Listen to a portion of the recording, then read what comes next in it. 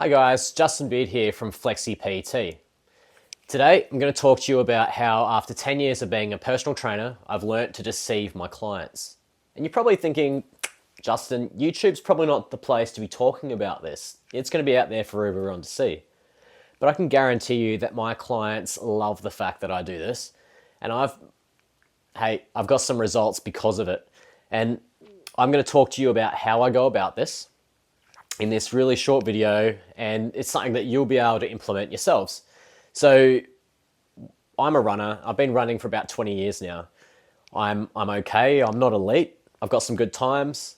But at the end of every training block and I complete my event and I get the result that I want, I invariably find myself lacking motivation, which is natural because I run probably 4 events every year. So it's big lead up to these events, and once you complete them, you're exhausted. And so getting back on the road is really hard, and especially seeing as I do all my training by myself. So the motivation isn't there from outside sources. And as a personal trainer, I deal with clients with the same problem, whether it be running, whether it be just exercising in general. And I always talk to my clients about a couple of things, about sustainability and consistency. Now, there's no point going out and doing 15 to 20 Ks every day for a 2-week block because, well, one, you're going to injure yourself. And then 2, at the end of that 2-week block, you're going to be absolutely exhausted and you don't want anything to do with running, okay? So we talk about the sustainability side, really starting up slow and then building on that as the program goes, which is any good program right there. And being consistent is the other thing. So there's no point going out and doing a big run and then nothing for ages, and then another big run and nothing for a while. So those are the 2 really important things that I talk to my clients about. And once you get the hang of that, then you're well on your way. Now, my clients being unmotivated, there's an easy trick for that, and I do it all the time. So I'll talk to my client and I'll say, hey, look, even if they're an online client, if I can get to them, I'll go, hey, look, I'm going to just drop in for about 20 minutes tomorrow. Is that all right? And they go, yeah, no worries. And they haven't been doing any exercise and they've been really struggling. So we drop in, you go, okay, right, no worries. I'm not here for very long, so I'm going to chuck you on the bike for 10 minutes. Can you do that? I'm like, yeah, no worries. They give me a look, like, yeah, well, that's easy. Is that it? You hop on the bike, 10 minutes. All right, beautiful, well done. How'd you find that? Yeah, I found it all right. Okay, now I'm out of here. All right, nothing else? No, nothing else. So, but tomorrow, I want you to do that 10-minute workout by yourself on the bike. Okay, yep, no worries. So I get a message the next day. Yep, I completed my workout. Beautiful.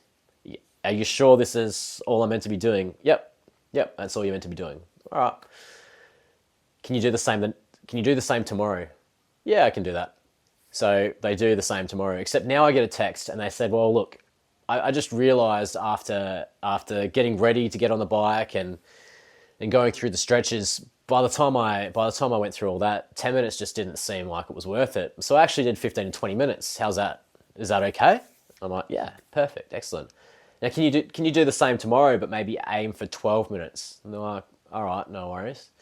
So again, they go through the same process and I get another message and 15 to 20 minutes and maybe even more because they thought, well, I'm on the bike, I may as well keep working out because I'm gonna have a shower after this anyway.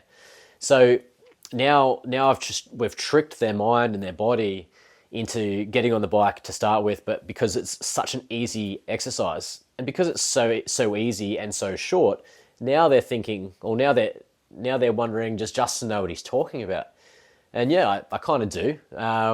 And it's about getting them there in the first place. And once they're there, they'll realize, hey, like the benefits are far outweigh, anything else. And by doing the 10 minutes on the bike, I'm getting a little bit, but I reckon I could do some more. I physically feel like I can do some more and I want to be challenged. And that's natural. Everyone wants to be challenged.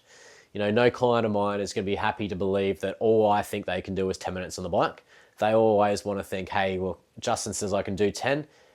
I'm going to do 15. It's just like when we're younger. Our parents say, you're not allowed to do that. What's the first thing we do? Exactly what they ask us not to do. So we can actually, create this and use this in so many parts of our lives, especially, with food, for instance. Okay, so now we're on the bike and we've gone from absolutely nothing. So let's say we're at nothing, we're on the line, right? We're not below it, we're not above it, we're on the line. But by doing, let's say, 10 minutes a day, and we do that 7 days a week, even if we stop at 10 minutes, that's 70 minutes per week. So now we're in the green, okay? We're in that green zone where if we're trying to lose weight or we're trying to gain fitness, that's what we're doing. We're dropping weight, we're gaining fitness. Now, I had a client a while back. I won't drop any names or anything on that, but they mentioned that they had a few beers at the end of each workday. They had a really stressful job and they just loved nothing more than to have a couple of beers at night. It's like, yeah, no worries. That's fine. And he said, he probably has more on the weekends, but during the week, just has a few now.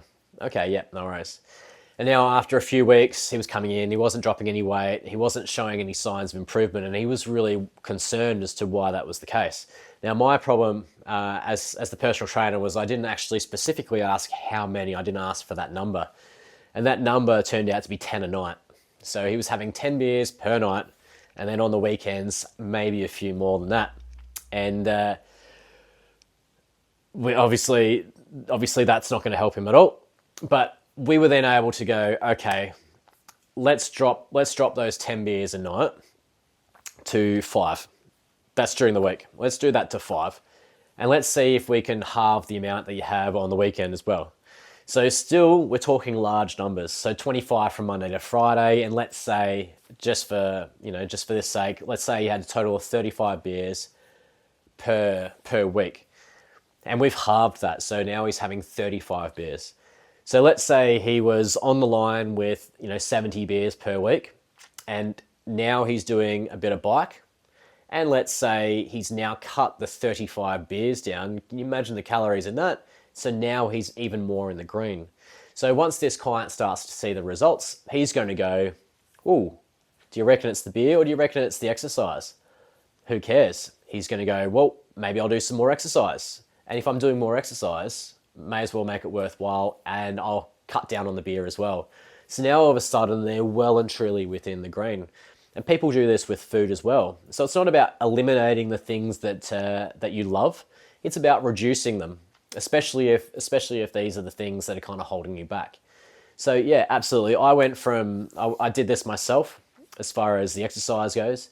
I went from 2 kilometers at the start, and I said, well, okay, I'm going to do 2 kilometers every day because I lost my motivation. 2 kilometers every day. And then next week, I'm going to see if I can bump that up to 3 or 4. You go, yep, no worries. So off I go, and I do 2Ks the first day. And I thought, well, by the time I've put my shoes on and I've gotten ready to go, by the time I complete my workout, it's actually longer to get ready than it is to actually do my run. So let's up that tomorrow. So I upped it. And then all of a sudden, before you know it, instead of doing 2Ks every day, I'm then up to 4Ks, and then somewhere along the lines, I've done a 10K, and now I'm back into a good rhythm, good structure, and and I ended up after 12 weeks of training. Let's say 6 week good block of 6 weeks there. It's usually meant to be 12 solid weeks, but I only actually got 6 weeks because the first 6 weeks was building up the base. I've gone from minimal motivation, running 2Ks to then completing a sub 3 hour marathon, and absolutely annihilating my goal. So these are some of the tricks that you can bring into your training plans and your eating plans and anything you really want. You can definitely see the benefits of it, and they really show themselves out really quick. So give it a go. Let me know what you think. It's not mind blowing, but it certainly gets the results, and it saves you having to research it yourself. So yeah, give it a go, and let me know what you think in the comments. Have a fantastic day, guys. Bye.